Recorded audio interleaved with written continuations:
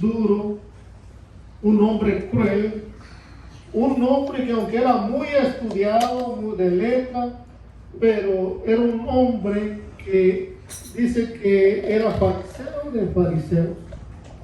En la religión, muy religioso. Y este hombre creía que le estaba haciendo bien a Dios, persiguiendo, castigando a los cristianos. Y había pedido cartas a todos los gobernantes, a los principales, para seguir a los cristianos hasta Damasco, más allá de las fronteras de Jerusalén. Todos sabemos el relato que dice que se le apareció una gran luz, que él cayó al suelo, que quedó ciego, que lo llevaron a una casa. Lo que vamos a ver aquí es el versículo 15, donde el Señor le dice a Ananías: ven, porque instrumento escogido me es este. Ese es el tema que vamos a estar hablando: instrumento en las manos de Dios. Entonces, como vemos, Ananías se sorprendió cuando miró esa visión y una voz que le decía: ven a la casa tal, porque ahí está Saulo de Tarso. Le dijo: Señor, pero he escuchado, todos sabemos este hombre, lo malo que ha sido, y tú me mandas a que yo vaya y ore por él. La fama del apóstol Pablo se había esparcido por muchos lados y todos conocían, ¿verdad?, lo cruel que trataba Pablo a los cristianos. Pero el Señor le dijo: ven, porque instrumento escogido me es este va a ser la persona que va a llevar mi nombre a los gentiles, a los reyes y a los judíos. Eso es lo que es, hermanos, cuando nos ponemos en las manos de Dios. Primeramente, somos unos instrumentos en las manos de Dios. Hay instrumentos, hay una guitarra. Un instrumento puede ser un micrófono, algo que se deja usar. Así nosotros, cuando nos ponemos en las manos del Señor y somos un instrumento, y los usa como Él quiere. Algunos pueden visitar los ancianos, otros pueden visitar algunos hospitales, algunos pueden ir a visitar los presos que están encarcelados, otros van a las viudas, otros pueden ayudar a los huérfanos. Por cada uno de nosotros, hermanos, cuando estamos en las manos de Dios, Dios nos va a dar un ministerio. Dios nos va a poner algo que hacer. Porque todos servimos para el Señor. No hay nadie que diga: tú ya no sirves. Para el Señor todos servimos. Somos ese instrumento en las manos del Señor. Hermano, cuando la persona se esfuerza, lo deja todo, va más allá, es un instrumento del Señor. Si nosotros vamos a ver ahora lo que vamos a ver en Jeremías 1:4, vamos atrás, Jeremías capítulo 1 y el versículo 4 al 9. Dice: vino pues palabra de Jehová a mí diciendo: antes que te formase en el vientre te conocí, antes que nacieses te santifiqué, te di por profeta a las naciones. Y yo dije: ah, Señor Jehová, he aquí no sé hablar porque soy niño. Y me dijo Jehová: no digas soy niño, porque a todo lo que yo te envíe irás tú y dirás todo lo que te mandé. Entonces, ¿qué hace una persona que tiene que es instrumento en las manos de Dios, primeramente obedece, va donde lo manda el Señor, se somete a Dios, intercede en oración por los que no conocen al Señor. Vemos el trabajo el ministerio que Dios le da al profeta Jeremías. El profeta Jeremías en su tiempo, hermanos, el pueblo estaba en la idolatría, adoraban a dioses falsos, a Baal o otros dioses. No había temor de Dios. Y Jeremías tuvo que llevar este mensaje aún hasta el rey Ezequías. Tuvo que llevar este mensaje a los sacerdotes de ese tiempo. Tuvo que llevar ese mensaje a los gobernantes de ese tiempo. Ahora, ¿le fue fácil a Jeremías? No. Porque muchas veces nosotros creemos que porque vamos a servir a Dios, porque vamos a ir a evangelizar, porque vamos a ir a visitar, queremos que todo nos salga a la perfección. Pero vemos que no, hermanos. Vemos a Jeremías, que Jeremías tenía un llamado de Dios para que fuera a predicar a la nación israelita, pero no lo recibieron ese mensaje, hermanos. El pueblo no recibió ese mensaje. El pueblo se enojó con ese mensaje que Jeremías le llevaba de parte de Dios. Entonces vemos aquí, hermanos, que aunque usted sea un instrumento en las manos de Dios, escogido para hacer su voluntad, escogido para predicar el evangelio, escogido para ir de misionero, pero usted siempre puede tener dificultades, siempre le puede pasar algo. Entonces, si vemos un poquito atrás, el apóstol Pablo, el Señor lo mandó para que le predicase a su propio pueblo, los israelitas, para que le predicase a los gentiles que somos nosotros, para que le predicase a los reyes como le predicó a Félix, como le predicó a los gobernantes. Se esforzó. Es lo que hace una persona que es instrumento de Dios. Se esfuerza, lo da todo, hermanos, por el amor al Señor. Y vamos buscando, pero estamos hablando sobre los instrumentos en las manos de Dios. Vamos a buscar Éxodo 3:9. Éxodo capítulo 3. Gloria a Dios. Éxodo capítulo 3, versículo 9. Y el clamor pues de los hijos de Israel ha venido delante de mí, y también he visto la opresión con que los egipcios los oprimen. ¿Okay? Aquí vemos al pueblo de Dios, hermanos, que había sido allá en Egipto, fue esclavo. Y el Señor había dicho que iba a pasar 430 años para que después fuera liberado. Y ya se estaba cumpliendo ese tiempo, hermanos, y Dios escuchó, dice, el clamor de los israelitas. Hermano, el pueblo estaba siendo azotado, oprimido, castigado allá en Egipto. El Señor llamó entonces a Moisés.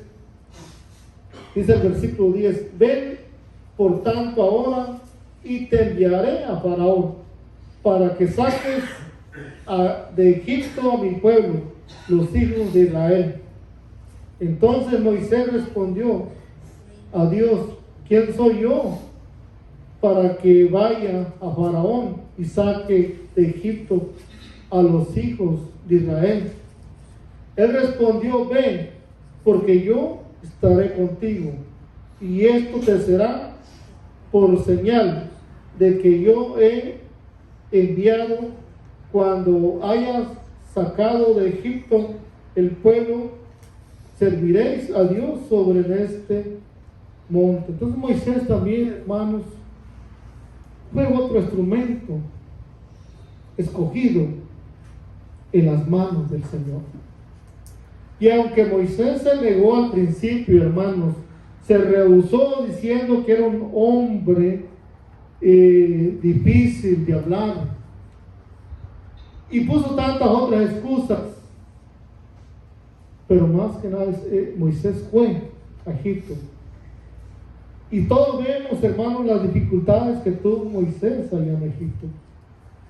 Cómo el diablo, el enemigo, se levantó, los brujos, los hechiceros se levantaron también contra Moisés. Cómo el faraón se enojó, cómo Dios tuvo que usar tantas plagas, hermanos, para que el faraón dejara salir al pueblo de Israel de Egipto, porque claramente no le convenía al faraón dejar salir a un pueblo que le estaba haciendo trabajo gratis, que lo tenía esclavizado. A él no le convenía. Entonces Dios tuvo que mandar 7 plagas, y faraón se resistía, tuvo que mandar las 7. Y cuando ya mandó que, hermanos, que todos los primogénitos de cada hogar, de cada familia murieran, y murió el hijo principal, primogénito del faraón, ahí faraón fue quebrantado y permitió la salida de Israel hacia la tierra prometida. Pero unas cuantas horas después el faraón se arrepiente, dice: ¿cómo que estaba pensando yo que dejé salir a este pueblo? Si él, entonces, ¿quién me va a construir los grandes palacios que tengo? Y volvió nuevamente su ejército a alcanzar al pueblo de Dios.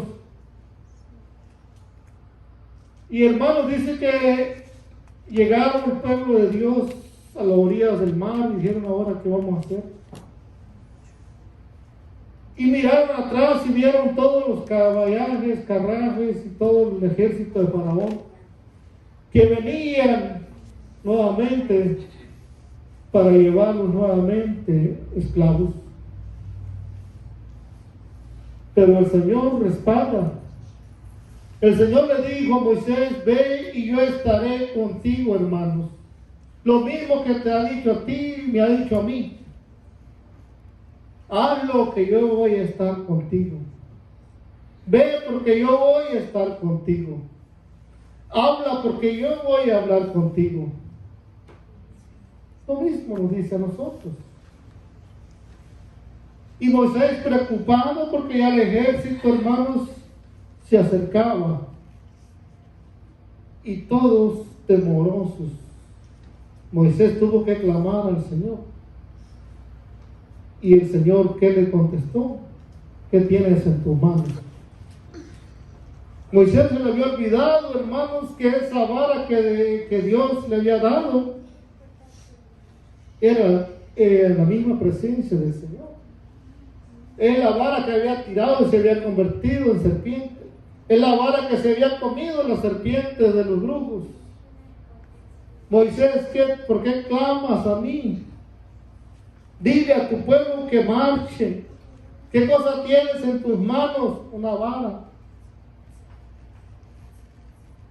Pues golpea ahí las aguas, hermanos, y le dice que las aguas se abrieron.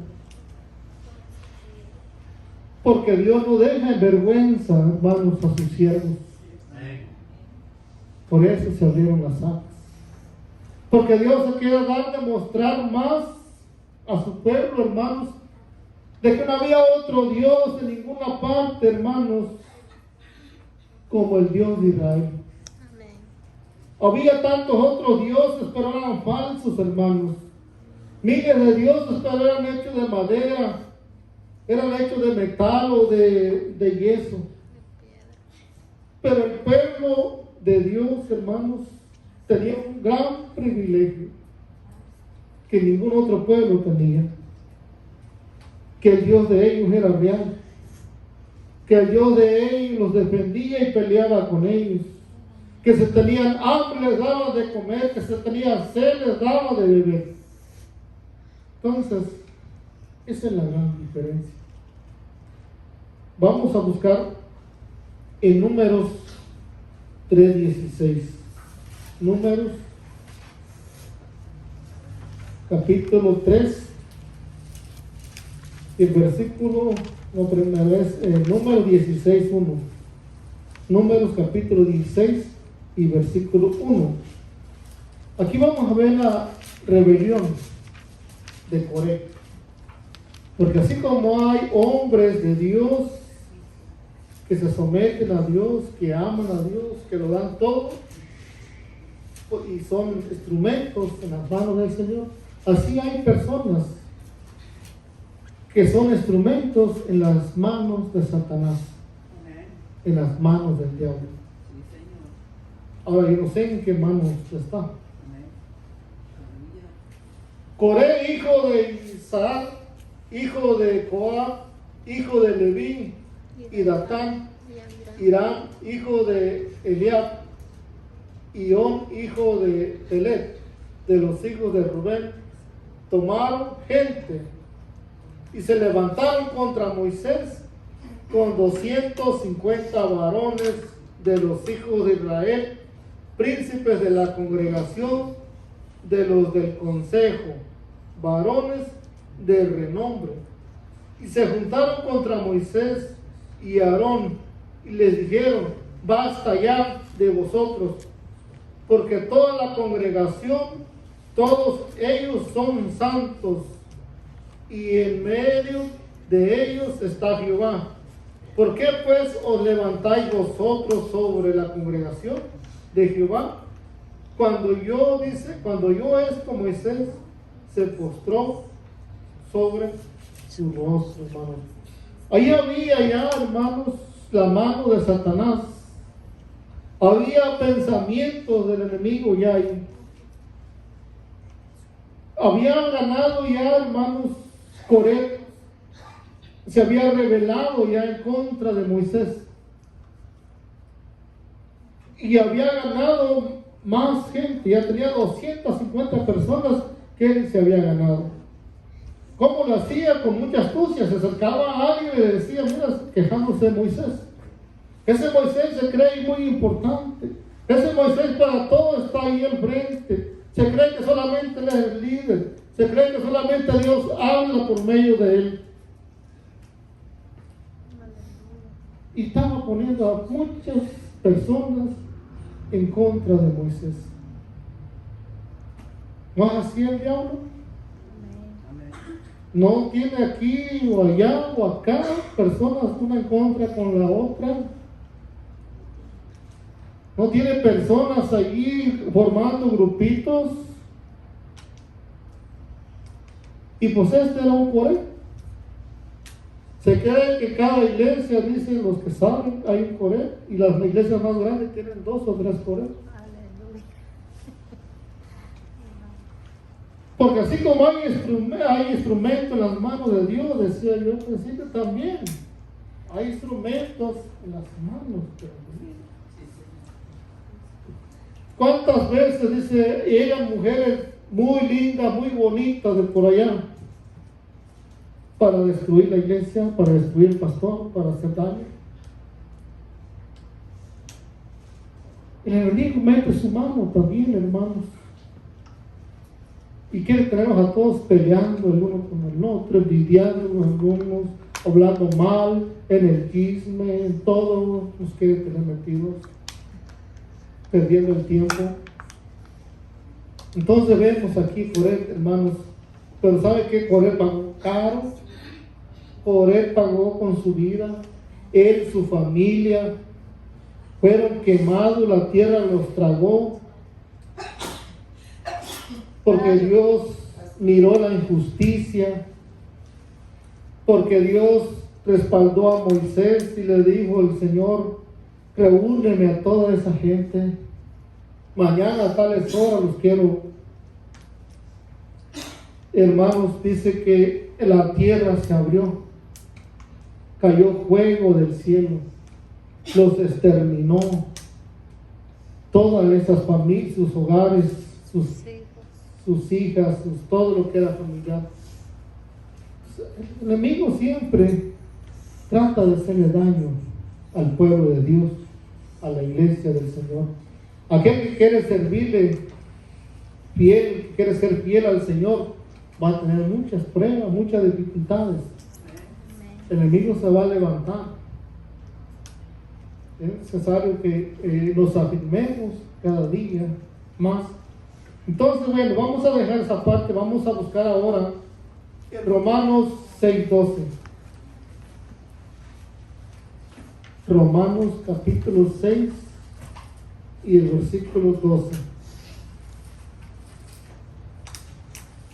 Dice, hermanos, no reine pues el pecado en vuestro cuerpo mortal, de modo que lo obedezcáis en sus concupiscencias, y tampoco presentéis vuestros miembros al pecado como instrumento de iniquidad. Ahora, este cuerpo, hermanos, tiene muchos miembros. Yo no sé cuántos miembros. La lengua es un miembro, los ojos, los oídos, las manos, los pies. Pero dice, hermanos, que no presentemos nuestros miembros para el pecado, para hacer daño. Dice que no sean como un instrumento para hacer daño. Luego dice el 12, el 13. Ni tampoco presentéis vuestros miembros al pecado como instrumento de iniquidad, sino presentaos vosotros mismos a Dios como vivos de entre los muertos, y vuestros miembros a Dios como instrumento de justicia. Porque el pecado no se enseñorea de vosotros, pues no estáis bajo la ley, sino bajo la gracia. Cada uno de nosotros, con el poder de Dios, podemos vencer el pecado. Cada uno de nosotros podemos vencer la tentación con el poder de Dios, no con nuestras fuerzas. Aquí, si usted se cree fuerte, va a tener problemas. Aquí necesitamos clamar al Señor. Y si somos fuertes, somos porque el Señor nos ha fortalecido. Por eso somos fuertes. Pero si no está el Señor en ese caso, no vamos a hacer poder mucho. Judas, vamos a ver San Judas 1:11. San Judas es una página solamente, tiene un capítulo, y casi nunca se predica, pero el libro de San Judas es muy interesante. San Judas 1 y el versículo 11. Amados, no imitéis lo malo, sino lo bueno. El que hace lo bueno es de Dios, pero el que hace lo malo no ha visto a Dios. Perdón, aquí también estoy hablando, estoy en San Juan, ¿verdad? No en San Juan. Pero bueno, este versículo da también en el clavo. Dice, amados, no imitéis lo malo, sino lo bueno. El que hace lo bueno es de Dios. El que hace lo malo no es de Dios. Pues entonces ahora sí, San Judas 1:11 dice, hay de ellos porque han seguido el camino de Caín y se lanzaron por lucro en el error de Balaam. De Balaam. Perecieron en la por la contradicción de Coré. Bueno, aquí habla de tres personas. Habla de Caín. Caín dice que mató a Abel. ¿Por qué? Porque era del maligno. Amén. Lo dice la palabra. Caín mató a Abel porque era del maligno. Y dice, hay de ellos porque han seguido el camino de Caín, o sea, del pecado, de la maldad, de la violencia, y se lanzaron por lucro en el error de Balaam. ¿Quién era Balaam? Un profeta codicioso, un profeta, hermanos, que quería mucho dinero, que el rey, hermanos, lo mandó llamar para que maldijera al pueblo de Israel. Y él dijo, no, primeramente déjenme orar, y ya mañana temprano yo les digo qué dijo el Señor. Se puso a orar el profeta Balaam y dijo el Señor, no, no vayas. Otro día temprano salió y le dijo, mira amigo, lo siento, pero el Señor me dijo que no vaya. A los días le vuelven a mandar otro grupo de gente con más labia, con más convencimiento. Y le dice, mira el rey, dice que te va a dar tantos miles, te va a dar tantas cosas, propiedades, que vayas y maldigas al pueblo de Israel. Aquí este es un instrumento de Satanás para maldecir al pueblo de Israel. El Señor le dijo que, ve, pues ve, le dijo el Señor. Pero no vas a decir lo que tú quieras, sino vas a decir lo que yo te diga. Hermanos, dice que el Señor le dijo, bendice a Israel. Cuando él se puso en lo alto de la montaña para maldecir a Israel, le salieron las palabras al contrario, dijo, bendigo a Israel. Y el rey se enojó nuevamente y el hombre se volvió a su pueblo, el profeta, pero el rey se quedó enojado nuevamente. Volvió a mandarle más gente, le dijo, mira, nuestro rey te da mucho más dinero otra vez. Ve y maldice al pueblo de Israel. Otra vez. El Señor le dijo, bueno, ve otra vez.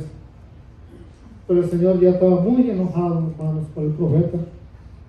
Que en el camino, dice, hermanos, salió el ángel con la espada para matar al profeta Balaam. Pero la burra dice que lo miró y se repegó a una pared que por ahí le castigó la pierna al profeta. El profeta muy enojado, golpeando la burra. Y si tuviera mi espada te mato ahorita, decía.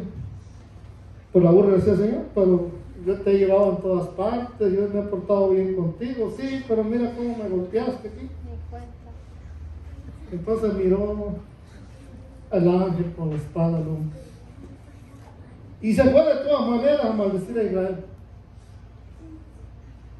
Entonces, un hombre, hermanos, que dice que se lucró, se lanzó, dice, por lucro en el error. Entonces hoy en día, hermanos, muchos se han lanzado por lucro a predicar el Evangelio. Han lucrado con el Evangelio, se han enriquecido de predicar el Evangelio. Y el Señor les ha advertido, les ha llamado la atención, o les ha dicho el Señor, arréglate. Ellos han seguido predicando por lucro el Evangelio del Señor. Y entonces dice, menciona aquí nuevamente a Coré,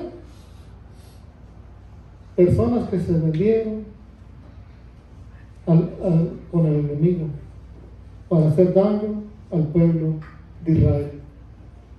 Adolfo Hitler fue un instrumento en las manos de Satanás para, ustedes saben, tal vez lo puedo decir aquí en YouTube porque aquí está el video, hizo tanto daño a este pueblo, tantos miles y otros dicen millones perdieron la vida por Adolfo Hitler. ¿Cómo el enemigo se mete, hermanos, cuando hay cavidad en el corazón de una persona y lo cambia toda la mente? Porque Dios dice, hermanos, que nos sometemos a Él y que podamos resistir al diablo. Porque muchas veces el diablo se apodera de una mente, de un pensamiento, y lleva a la persona hacer cosas que más tarde tal vez se arrepiente. Entonces ya estamos terminando, casi hermanos, vamos a buscar segunda de Pedro 2:15, un poquito atrás. Segunda, la carta de Pedro, capítulo 2, versículo 15.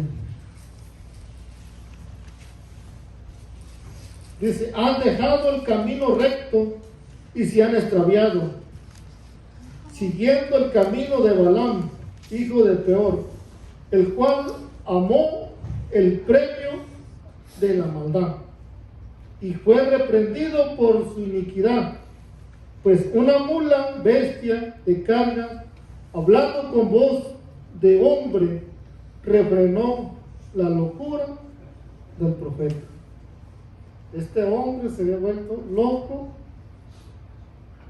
queriendo ganar esa recompensa que el rey le ofrecía.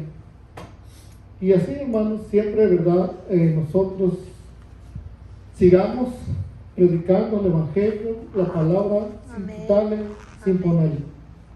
Que por ahí le ofrezcan cualquier cosa, nosotros preferimos predicar la palabra como es. Amén. Que no ganamos nada, no ganamos económicamente, no ganamos nada. Pero allá en el cielo tenemos muchos tesoros, vamos a tener muchos tesoros si seguimos predicando un evangelio santo, un evangelio puro, un evangelio, una sana doctrina.